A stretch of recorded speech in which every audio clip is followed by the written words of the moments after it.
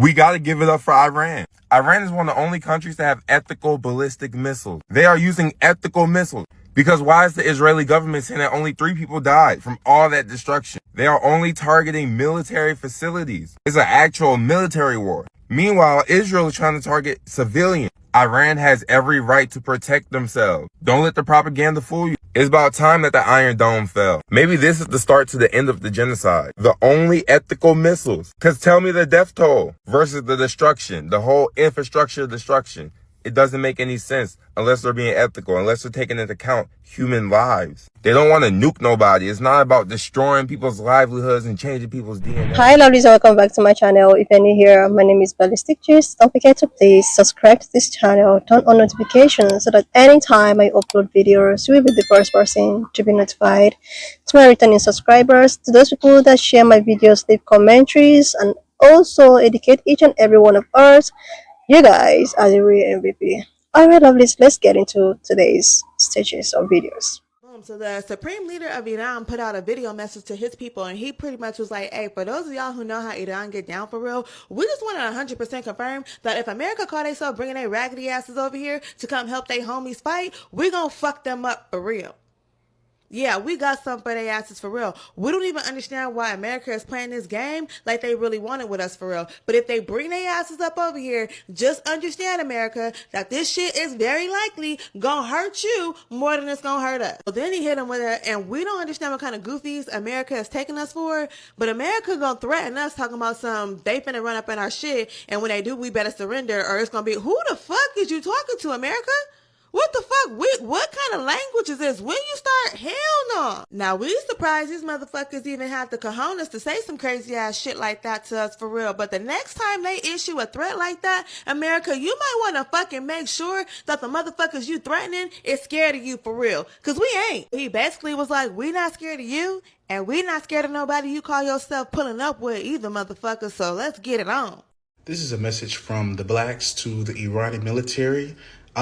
We don't have nothing to do with the United States. So please, if there's any way you can leave us out of it, we have a number, we have an email address.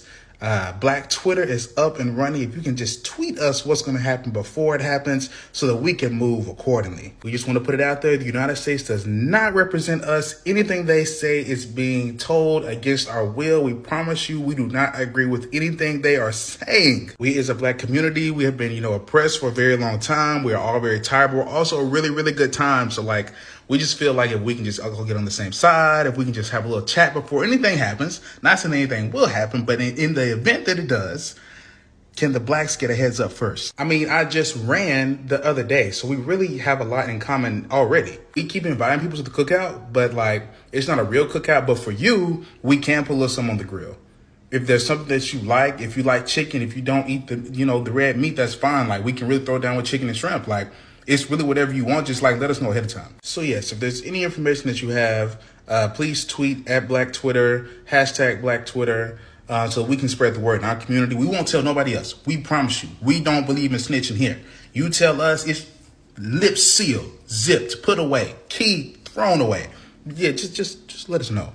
I stick to celebrity gossip for a specific reason, because if I started talking about politics today, some of you bitches would be out of a job. And now that we got that out of the way, let's talk about Iran and Israel, because I'm seeing a lot of misinformation floating around about how it got started and what exactly is going on. And I'm really getting sick and tired of having to dust off my diploma. As a reference, I got my degree in political science, which mainly focuses on nuclear proliferation. Got it? Nuclear proliferation, which includes which nations have nuclear arsenals, which nations have nuclear facilities, how nations enrich uranium, whether it be for a grid system or weapons, and so on and so forth about nuclear capabilities. Now, just a couple of days ago, Israel had bombed nuclear sites in Iran. Got it? Good. Those sites killed 9 senior scientists. And Israel's excuse? Some garbage about nuclear weapons, which is not true. During the Obama administration, there was a deal between Iran and the US and other nations. That deal was called the JCPOA. Now follow me before I put you bitches out of work. That deal entailed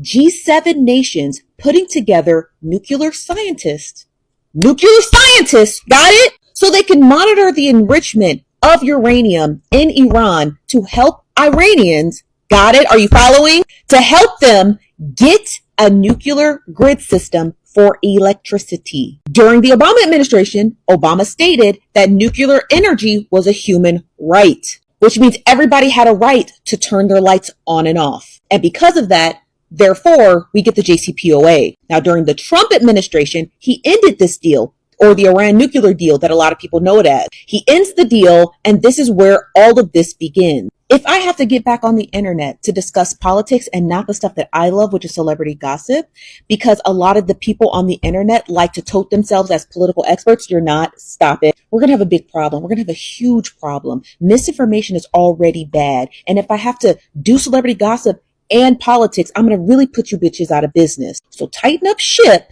call an expert, or turn your phone off, because this Iran and Israel conflict is bigger than your social media platform. And it's bigger than likes and views. Got it? Iran did not come to play. Iran did not come to play. Israel done fucked up.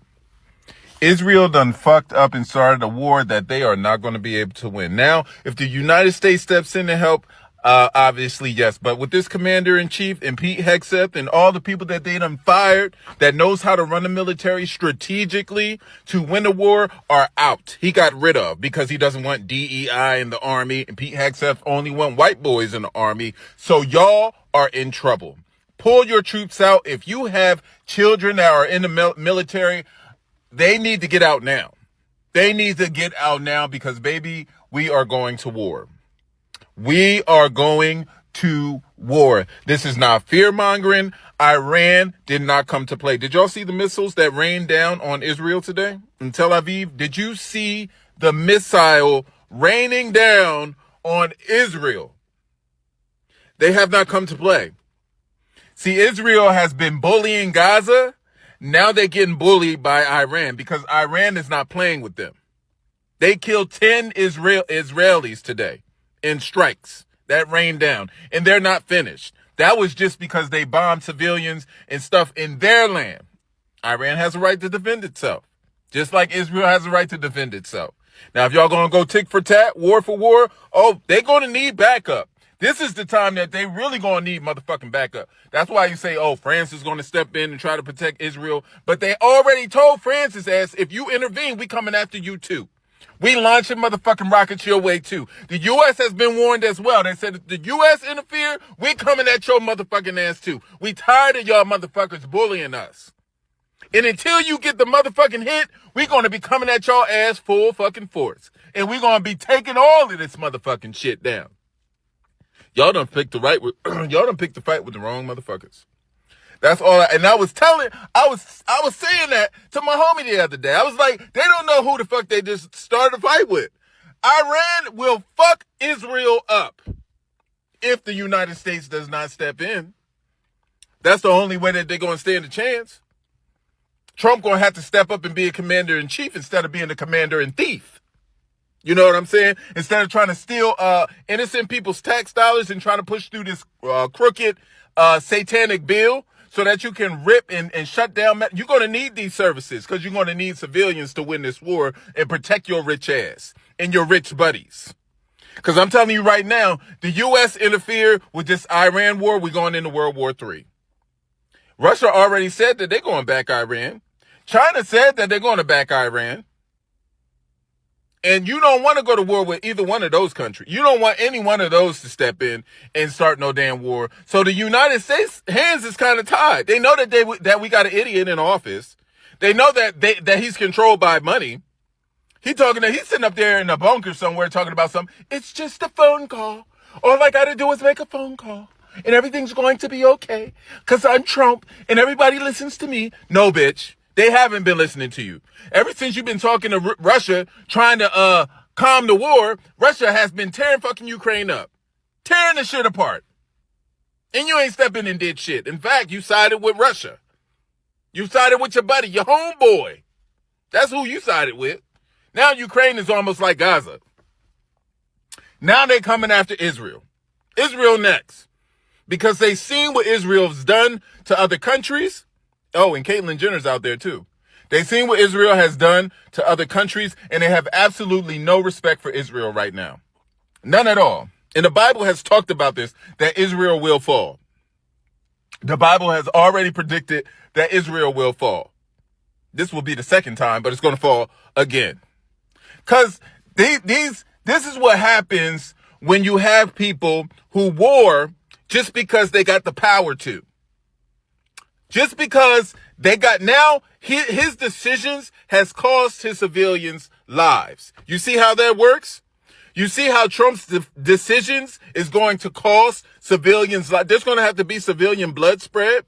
Civilian blood has already been spread because we just had a Democrat killed and her husband the other day. Them wanting to do what they want causes American lives. The cost, I don't know. The last time he was in office, over 1 million people died from COVID. That was the cost. There's always a cost in civilian lives when you make stupid decisions. And right now we got the stupidest commander-in-chief in office. You best believe there's going to be a lot of blood shed because this motherfucker is in office. And he doesn't think logically. He's only ruled by money, greed, and all the things that rule Satan. That's what rules Trump. So, good luck. Pay attention to the war, y'all. Because pretty soon, if he makes the wrong fucking decisions, then we're next. You know, every now and then, the internet gives us one of those moments that is both hilarious and heartbreakingly real. And what we just witnessed was exactly that, a message from the black American community directly to the Iranian military. Now, I know on the surface it might sound like a satire. I mean, Black Twitter has a number and an email address. We will put something on the grill for you. Please tweet us before anything happens so we can move accordingly. It sounds like a comedy. But underneath, the humor is something so raw, so painfully honest that it deserves to be unpacked properly. Let's break this down. At first, it's funny, no doubt. The delivery, the tune, the cookout reference, the shrimp and the chicken offer is unmistakably black American culture at its finest. It's how we survive. Humor has always been our tool, our shield, our secret weapon. But this wasn't just jokes. This was a very real political message disguised in cultural armor. What they really were saying is, we don't feel represented by this country. We don't feel protected. We don't feel like we are part of the decisions being made. So please don't hold us accountable for them. And it's not an aggregation. Historically, black Americans have been drafted, deployed, and discarded. They have fought in every war this country ever started. Many times for freedom, they wasn't even allowed to enjoy at home. From Turkish armed men flying mission in WW2 while facing racism in the barracks, to the Vietnam vets who returned home to Jim Crow, to model-day service members still dealing with racial disparities in military justice. And now in 2025, the sentiment hasn't changed much. You have entire communities who feel like permanent spectators in a game they are forced to play. And when the government flexes military muscle, when the news says America might retaliate, there are millions of Americans, especially black Americans, who quietly think, retaliate for what? We didn't sign off on this. That is the foundation of this message. Now, let's touch on something controversial. The speaker praised Iran for using ethnical ballistic measures, suggesting that Iran targeted military and infrastructure while avoiding civilian casualties. To be clear, war is war. There is no such thing as clean missile or a noble bomb. But what the speaker is really pointing at is the death to the destruction ratio. If Israeli reports are true and only a few people died despite widespread infrastructure damage, that could suggest that Iran desperately avoided civilian centers. Compare that to the images we have seen coming out of Gaza, entire neighborhoods flattened, babies pulled from rubble, hospitals bombed, press officers shelled, and the difference becomes stake. So the speaker's statement wasn't about celebrating violence, it was about asking chilling question. If one side can hit with pressures and the other keeps hitting civilians, who is really committing war crimes? That is not pro-Iran, that is anti-genocide. There is a difference. Let's not ignore the brilliancy of that middle section. If there is any way you can leave us out of it, we have a number. Black Twitter is up and running. Just tweet us what is about to happen so we can move accordingly. Again, sounds funny, right? But what they are expressing is generational trauma. Black folks in America are always caught in the middle. They are American when the nation needs their labor, their culture, their sacrifices. But they are outsiders when it's time to share power, protection, or privilege. So now, when America flexes military force, black Americans are saying, don't include us in your sins. We didn't co-sign this. We don't want your beef. It's funny, but it's also a real survival tactic.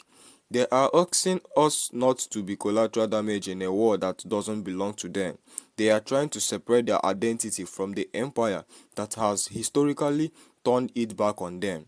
And that is not unpatriotic, that is self-preservation. Here is something else that matters. This wasn't just about disowning America.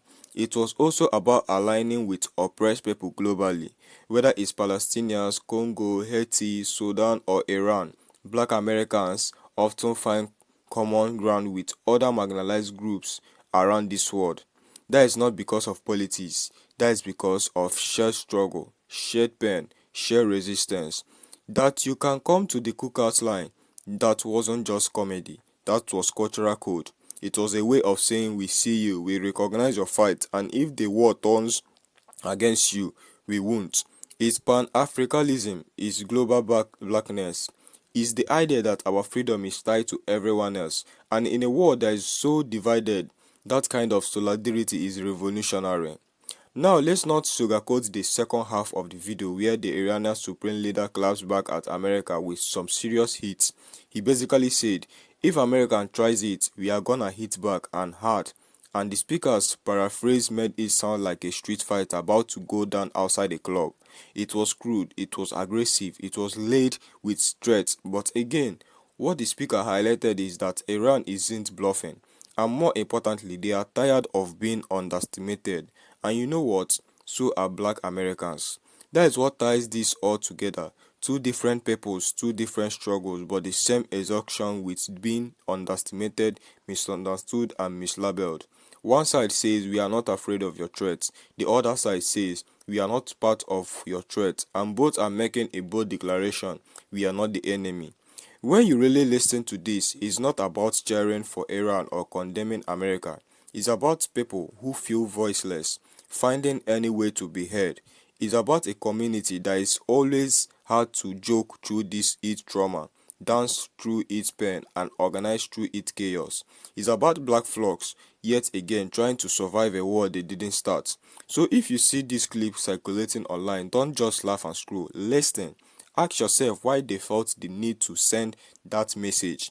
Ask yourself why it resonated so deeply, and more importantly, ask yourself who really speaks for America, because clearly it hasn't everybody wearing the flag. If this commentary hit enough, whether you agree, disagree, or just needed some clarity, drop your thoughts below. Let's talk, because war doesn't just happen overseas, it impacts people right here in ways you might not expect. Don't forget to like, share, and subscribe, and remember, stay woke, stay safe, and never stop asking why.